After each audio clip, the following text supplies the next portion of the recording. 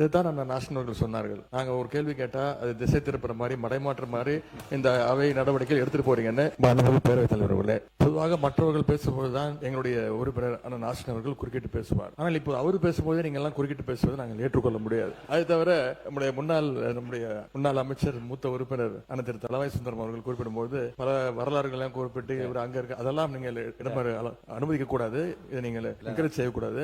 அப்படி அவர் பேச ஆரம்பித்தால் நாங்களும் பேச ஆரம்பிப்போம். ஏன்னா இங்க இருக்கக்கூடிய பல்வேறு தலைவர்கள், பல்வேறு உறுப்பினர்கள் பல்வேறு இடங்கள்ல இருந்து வந்திருக்காங்க. இப்ப எங்க இருக்காங்களோ அங்க அவங்க உண்மையாக பணியாற்றிக் கொண்டிருக்கிறாங்க. மாண்புமிகு பேரவைத் தலைவர்களே, மாண்புமிகு எதிர்க்கட்சி தலைவருக்கு நன்றி. இன்னைக்குதான் அவரே ஒத்துக்கிட்டாரு. நாங்கெல்லாம் பேசும்போது சட்டமன்ற உறுப்பினர் ஆசிரியர் எப்பயுமே எந்திரிச்சு குரல் கொடுப்பாரு அப்படின்னு. இந்த வழி இன்னைக்கு அவருக்கு தெரியுது. நாங்க எந்திரிக்கும் போது எப்பயுமே அவர் எந்திரிச்சு எப்பயுமே எல்லாத்தோட பேச்ச நிப்பாட்டுவாரு. இன்னைக்கு அவருக்கே அந்த உணர்வு வருது. நான் பேசும்போது எல்லாரும் குறுக்கிடுறாங்கன்னு. இன்னுமேட்டு எதிர்க்கட்சி தலைவர் சொன்ன மாதிரி இன்னுமேட்டு அவர் இனிமேட்டு குறுக்கீடுகள் இல்லாமல் எதிர்காலத்தில் இருப்பாருங்கிறது பதிவாகும். பேரவைத் தலைவர்களே, இதுதான் அந்த நாஷனர்கள் சொன்னார்கள். நாங்க ஒரு கேள்வி கேட்டா அது திசை திருப்புற மாதிரி மடைமாற்ற மாதிரி இந்த அவை நடவடிக்கைகள் எடுத்துட்டு போறீங்கன்னு.